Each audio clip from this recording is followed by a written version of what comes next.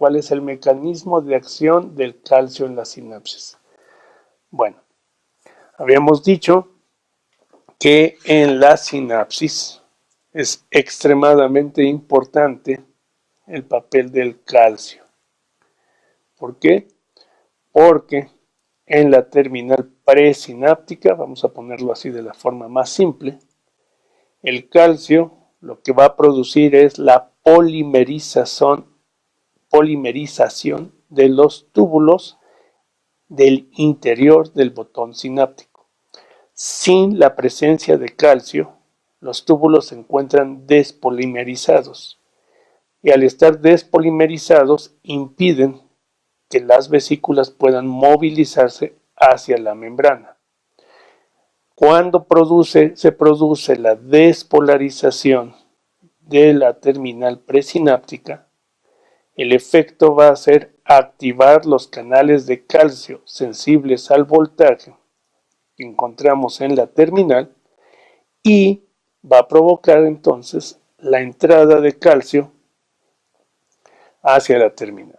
Una vez que se encuentre el calcio en el interior, vamos a promover la polimerización de los túbulos y al promover la polimerización de los túbulos vamos a facilitar el movimiento de las vesículas hacia la terminal para poder iniciar la liberación. En este sentido, ya habíamos dicho, en la ausencia de calcio extracelular en la terminal presináptica, no se va a poder llevar a cabo la transmisión sináptica. Es forzoso que se dé este paso como punto de inicio para poder hacer la transmisión sináptica.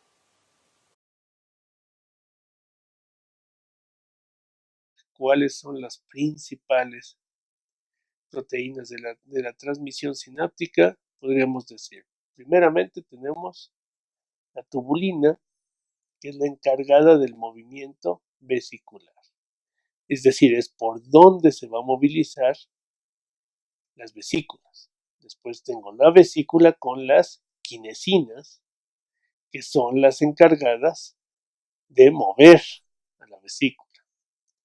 Después tendríamos las proteínas de anclaje vesiculares, tendríamos las proteínas de anclaje de la membrana, tendríamos las SNAR, que son las que se van a encargar, y tendríamos el poro de fusión, proteína de poro fusión. Digo, estamos diciéndolo de manera muy extremadamente general, solamente para tratar de decir cuáles serían los tipos. Entonces, primero, tubulina de transporte, quinesinas que van a movilizar, proteínas de anclaje y SNAR o SNARE.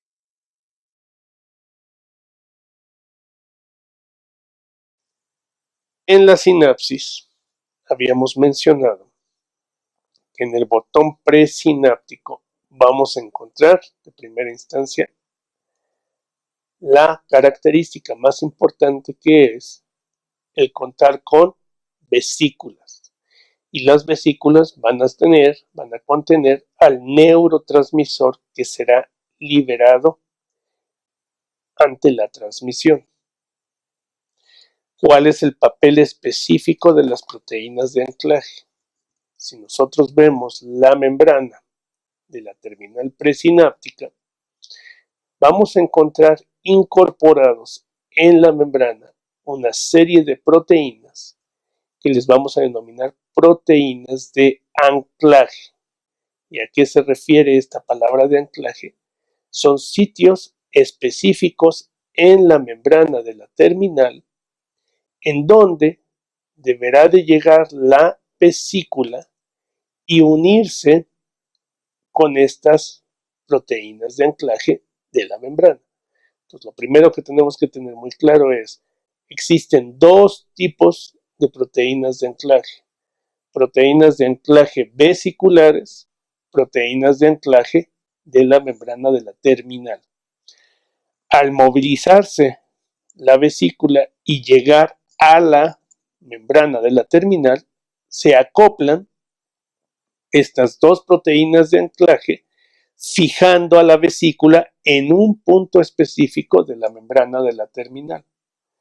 Y al estar fijas, podrá iniciar todo el proceso de fusión y liberación del contenido que sería el neurotransmisor.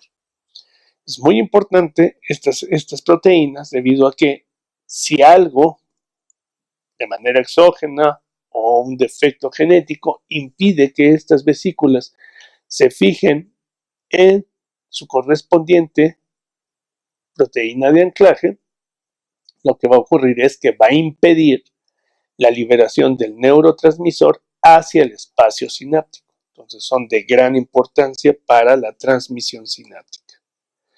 Habíamos puesto que un ejemplo que puede intervenir en este mecanismo sería en el caso de la toxina botulínica que actúa sobre un tipo de proteínas que son las SNAR, impidiendo la liberación del neurotransmisor.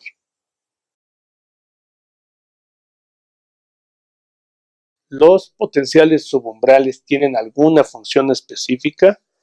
Sí, tienen una función específica y esto es muy importante. Un potencial subumbral puede o no puede tener una función. Entonces, ¿a qué nos estamos refiriendo de si tienen funciones específicas o no? El típico potencial local o potencial subumbral sería en una neurona cuando se realiza una transmisión sináptica y se genera un potencial posináptico. Entonces, un potencial posináptico que puede ser excitatorio o un potencial posináptico que puede ser inhibitorio. Los potenciales posinápticos son potenciales locales, son potenciales electrotónicos, son potenciales subumbrales. Sin embargo, se les denomina potenciales posinápticos porque son los que se están generando por la transmisión sináptica. Bueno, entonces, ¿de qué depende que este potencial posináptico pueda o no tener una función? Habíamos dicho de manera típica que las señales de los potenciales deben de viajar del sitio de la sinapsis hasta alcanzar el cono axonal de la neurona. Y si la intensidad de la señal es suficiente, podrá generar un potencial de acción. Sin embargo, ¿de qué dependerá que pueda viajar y pueda generar este potencial de acción? Dependerá de la intensidad de este potencial. Un potencial posináptico por sí solo no va a poder llegar acá por el efecto de la resistencia a todo lo largo de la dendrita. Exactamente del mismo modo, como estábamos diciendo, el caso de la transmisión axónica. Sin embargo, las dendritas tienen aún un diámetro mucho más pequeño.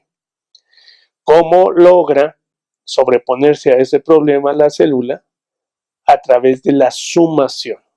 La sumación sináptica, que puede ser espacial o temporal, me ayuda a que los potenciales locales o potenciales posinápticos o potenciales subumbrales tengan un voltaje más grande y logren sobrevivir aún ante el efecto de la resistencia a lo largo de la dendrita hasta el soma, que es el sitio donde vamos a encontrar la mayor densidad de canales con un menor umbral y, si es el punto suficiente, generará una respuesta en forma de potencial de acción.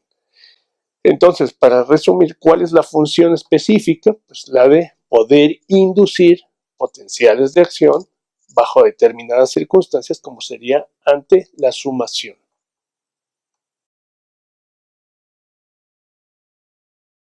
La diferencia entre la sumación temporal y la sumación espacial.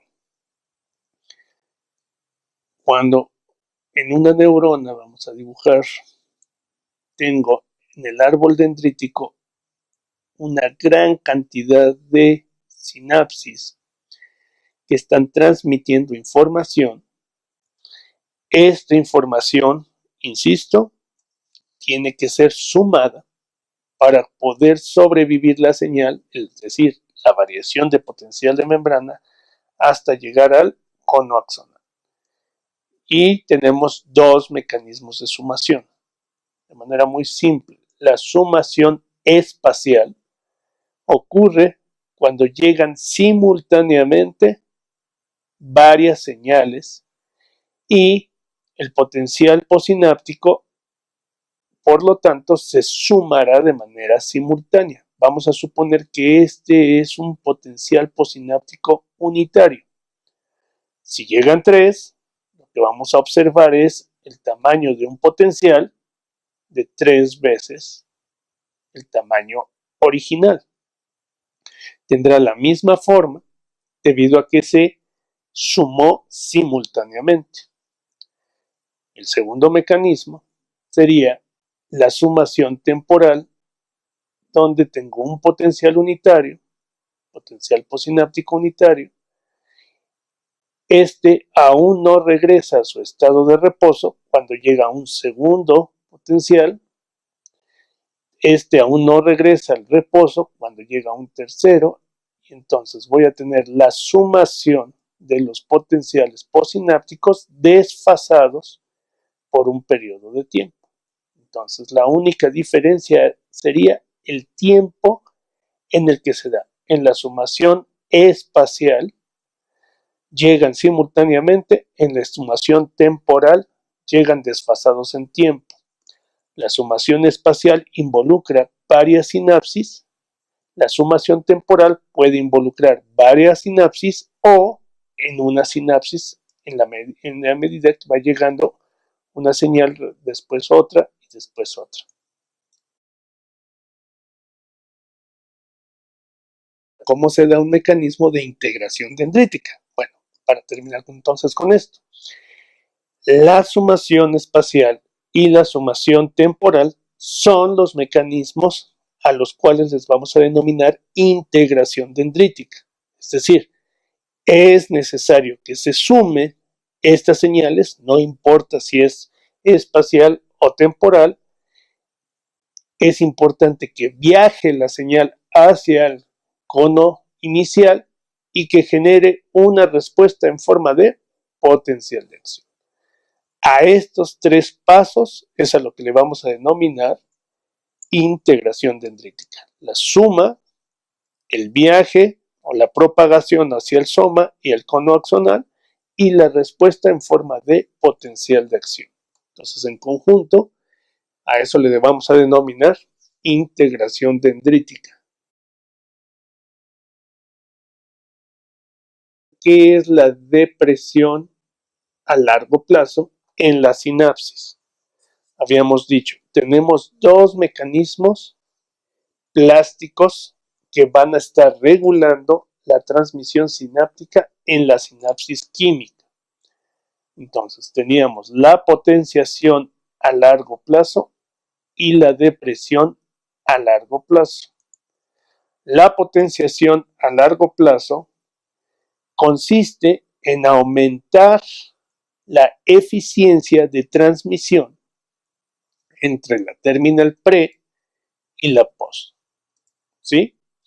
Para eso debe de ocurrir cambios en donde uno de los primeros es, habíamos comentado, solamente se va a dar en sinapsis glutamatérgicas.